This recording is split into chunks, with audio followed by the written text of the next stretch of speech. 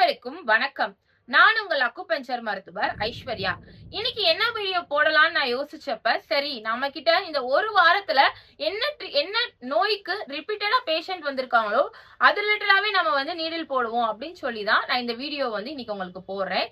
சரி, இப்ப கரண்டா என்ன சீசன் சொல்லி பார்த்தோம் அப்படின்னா சம்மர் சீசன், வெயில் காலம். அப்ப இந்த வெயிலோட தாக்கத்துல என்னென்ன ப்ராப்ளம்ஸ் எல்லாம் வரும், அதுக்கு என்னென்ன ரெமெடின்ற வீடியோ நம்ம இதுக்கு முன்னாடியே போட்டிருக்கோம்.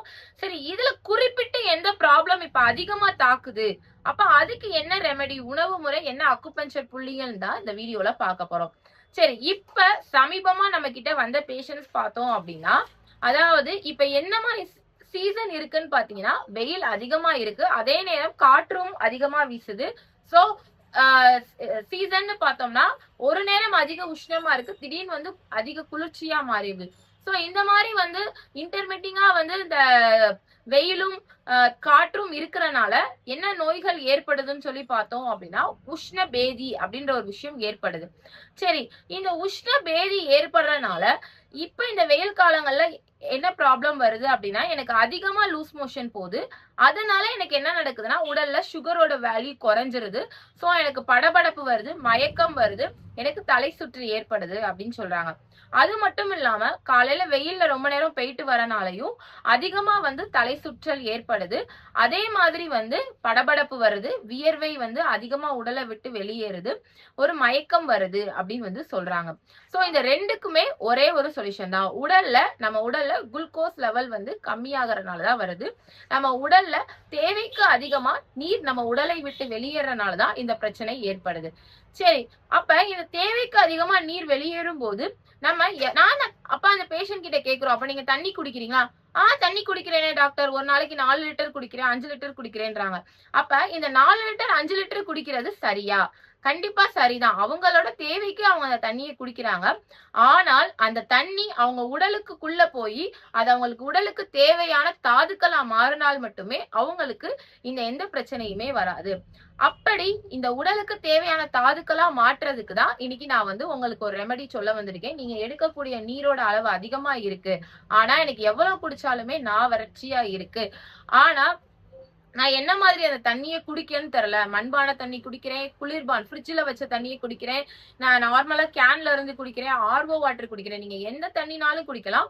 ஆனா இந்த முறையில நீங்க குடிச்சீங்க அப்படின்னா உங்களுக்கு இந்த தாகமும் வேகமா அடங்கும். அதே மாதிரி உங்களுக்கு அதிக லோ சுகர் இருந்தாலுமே இந்த லோ சுகர் ப்ராப்ளமும் என்ன சொன்னா சரியாகும். சரி, முதல்ல தண்ணி அப்படின்றது நம்மளுக்கு எதனால தேவைப்படுதுன்னு பாத்துட்டோம்னா, நம்மளுக்கு அது என்னது, எவ்வளவு குடிக்கணும்ன்ற விஷயம் நம்மளுக்கு புரிஞ்சிடும். ஆக்சுவலா தாகம் அப்படின்றது எதனால ஏற்படுதுன்னு பார்த்தோம்னா, நம்ம உடல்ல நீரோட தேவை குறையறனால, அதாவது ரத்த ஓட்டத்திற்கு தேவையான நீரோட தேவை குறையறனால தாகம் அப்படின்ற ஒரு விஷயம் ஏற்படுது. அப்ப எப்ப பார்த்தாலும் எனக்கு தாகமா இருக்கே, அப்பனா உடல்ல ரத்த ஓட்டத்துக்கு நீர் இல்லையான்னு கேட்டீங்கன்னா கண்டிப்பா இல்ல. உடல்ல உஷ்ணம் அதிகரித்தாலும் தாகம் ஏற்படதான் செய்யும். அப்படி தாகம் ஏற்பட்டால் நீங்க என்ன பண்ணணும் அப்படின்னா, நீரை நம்ம போன வீடியோல பார்த்திருக்கோம், கொப்பளிச்சு குடிக்கலாம். இல்ல நான் கொப்பளிச்சுதான் டாக்டர் குடிக்கிறேன், இருந்தாலும் எனக்கு இந்த ப்ராப்ளம் இருக்குன்னு பாத்தீங்கன்னா, அப்ப நம்ம நீருக்கு பதிலாக சில விஷயங்களை நம்ம மாடுலேட்லாம் எடுத்துக்கிடும் போது அந்த விஷயங்கள் எல்லாமே மாறும். சரி, என்ன குடிக்கலாம்னு பாத்தீங்கன்னா, எலுமிச்சை, ஒரு எலுமிச்சை, ஒரு 1 லிட்டர் நீர், அதுல நாட்டு சர்க்கரை, இதை சேர்த்து நம்ம என்ன பண்ணலாம், ஒரு லிட்டர் தண்ணியில ஒரு லெமனை ஸ்வீஸ் பண்ணிட்டு அதுல நம்ம ஒரு நாட்டு சர்க்கரை தேவையான அளவு போட்டு குலுக்கிட்டு இதை நம்ம குடிக்கும் போது நம்ம உடல்ல அதாவது லோ சுகர் ஆகும்போது லோ சுகரும் சரியாக்கப்படுது.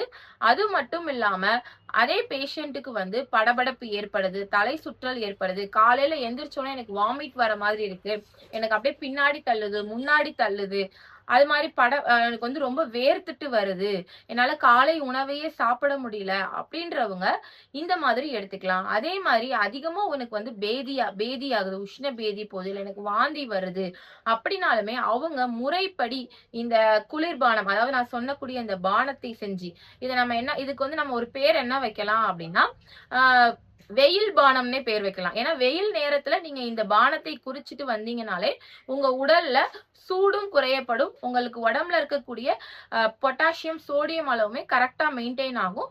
சோ உங்களுக்கு தலை சுற்றல் இந்த மாதிரி எந்த பிரச்சனையும் ஏற்படாது. அது மட்டும் இல்லாம நீங்க வந்து இந்த ஒரு அக்குபஞ்சர் புள்ளிகள், அதாவது அக்குபஞ்சர் புள்ளின்னு பார்க்கும்போது இது ஒரு எளிமையான புள்ளி. இத சொல்ல போனோம் அப்படின்னா நம்ம எல்லா விரலோட நெகக்கோண முனைகளையுமே இந்த மாதிரி நீங்க பிரஷர் கொடுத்துக்கிட்டே வந்தா கூட உங்களுக்கு வந்து உடல்ல திடீர்னு தலை சுற்று ஏற்படுதுனாலுமே இதுல இருந்து நீங்க வெளியில வரலாம். உங்களுக்கு நல்ல ஆக்சிஜன் வந்து உடம்புல கிடைக்கும்.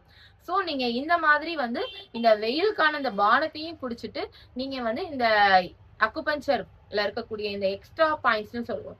இந்த புள்ளிகளையும் நீங்க பிரஷர் கொடுக்கறதுக்கு மூலியமா நீங்க வெயிலோட தாக்கத்துல இருந்து தப்பிக்கலாம். லோ சுகர்ல இருந்தும் நீங்க தப்பிக்கலாம்.